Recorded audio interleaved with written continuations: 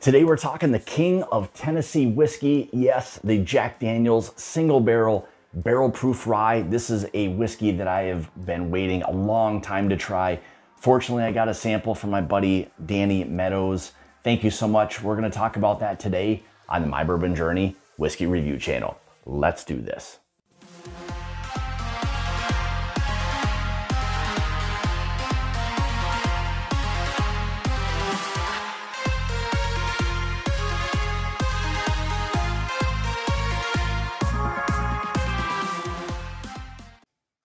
What is going on, guys? Thank you so much for joining me today. Greatly appreciate it. So a whiskey, like I had mentioned before, something I'm super excited to get into, coming off of the 2020 version. Now we're into 2023 and we're talking Jack Daniel's once again. This happening to be the Jack Daniel's single barrel proof rye. Absolutely excited to get into today's review. So without further ado, let's go ahead and kind of dive into the review, and we'll kind of give you some of the specs here on what this actual single barrel has to offer. So like I had mentioned, this is the Jack Daniel's single barrel proof rye 2023 edition, coming in at 135.1 proof. Mash bill on this is coming in at 70% rye, 18% corn, 12% malted barley.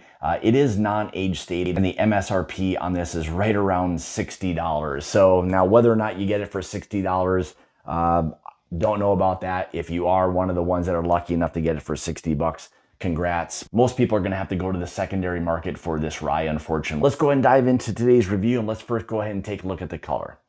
So as you can see, typical of Jack Daniel's, especially their barrel proof ryes, really any of their barrel proof products in general. Deep, rich, mahogany type of oak color on that. Beautiful. Move the whiskey around in the glass a little bit. Again, beautiful oils. Hopefully all of that will translate over to flavor on the palate. So let's go ahead and see how this one's gonna nose. So my first thought right away is, even at 135 proof, this has maybe been opened up in my glass now for about 10 minutes prior to doing the review, but even at 135.1 proof, not a lot of ethanol that's coming off the glass right away. Huge brown sugars on that.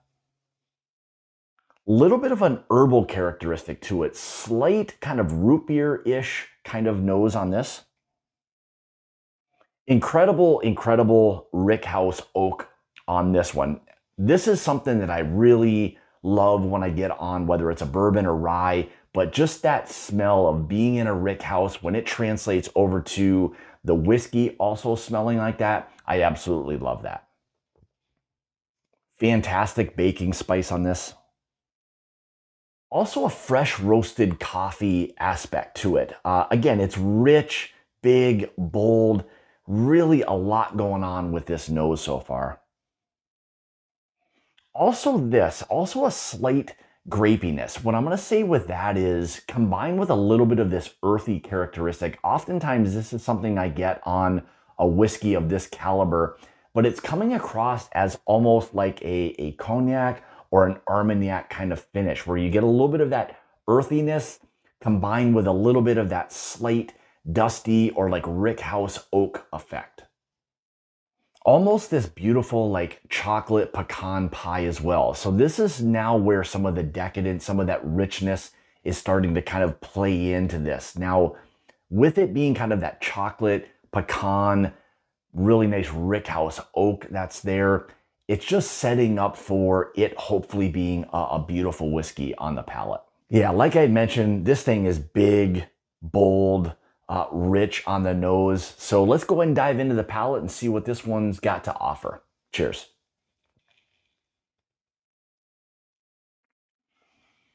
So like I got on the nose, on the palate, it's definitely letting you know there's some proof there. That 135 is kind of kicking in without having to focus on the heat part of it.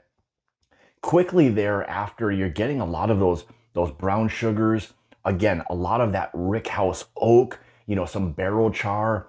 There's a little bit of that kind of earthiness that's there, like I mentioned before, on the nose, where that kind of comes across to me at times as a cognac or an Armagnac finish, with that kind of combo of the kind of the rickhouse oak, slight kind of funkiness that's there, that slight kind of chocolate pecan pie that's there that I kind of picked up a little bit later on in the nose is much more prevalent or more forward on the palate with this whiskey.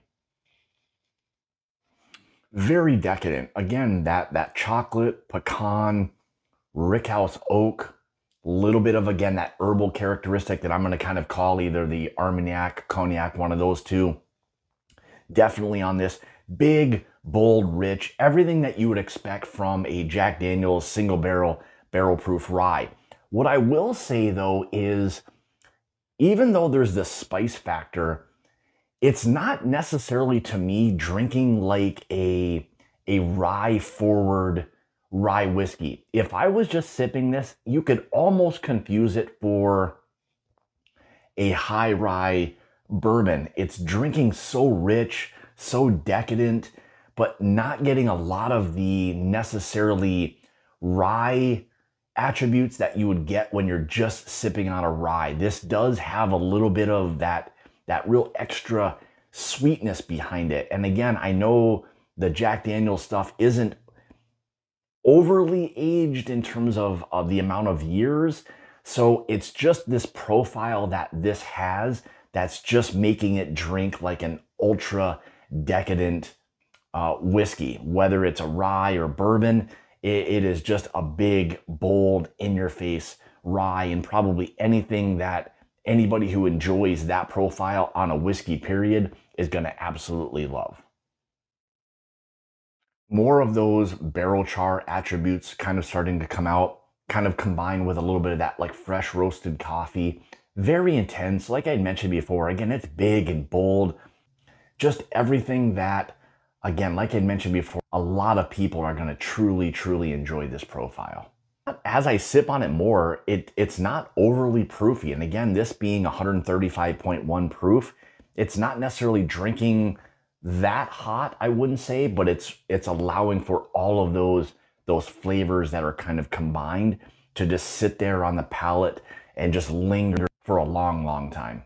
Again, like I got on the nose, there's a little bit of, like I mentioned, that herbal characteristic, maybe a slate root beer, Armagnac, Cognac. There's, again, that herbalness that's there, which is probably now starting to indicate it being, more of a rye whiskey, or again, that high rye type of bourbon. But again, this being the single barrel, barrel proof rye, much more of that earthiness, that root beer that's kind of there is coming out, while still remaining slightly on the sweet side.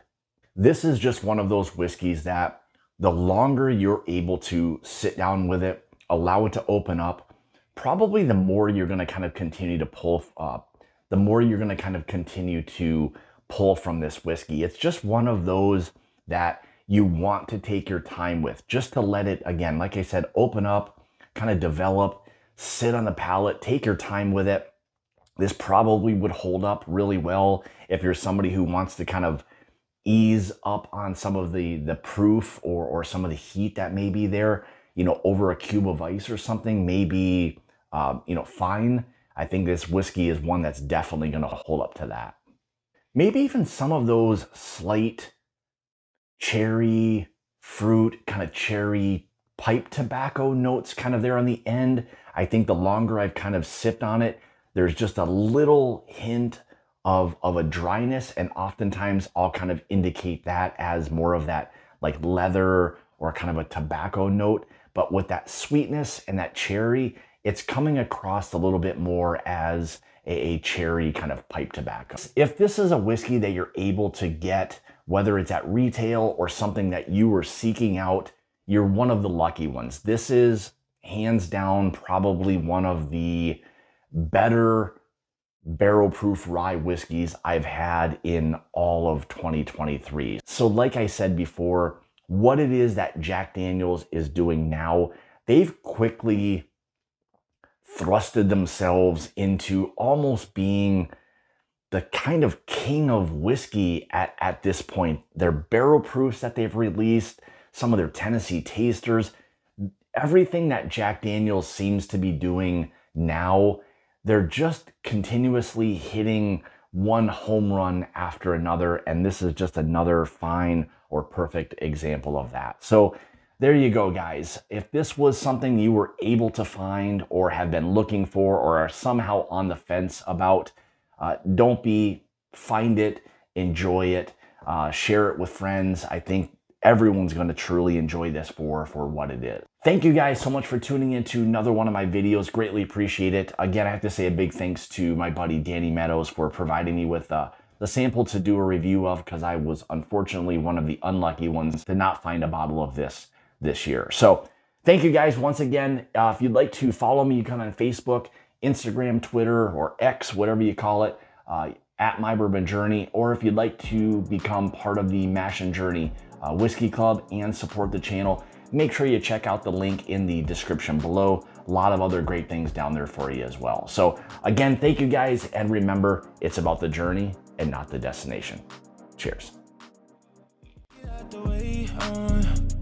I've been feeling myself, I've been trying to keep it all on track. I can tell you took your time, I've been thumbing through your gram like that. Bring my energy back, girl, you're something like the sunlight. Girl, you're something like the sunshine. You got the touch, girl, you got the best.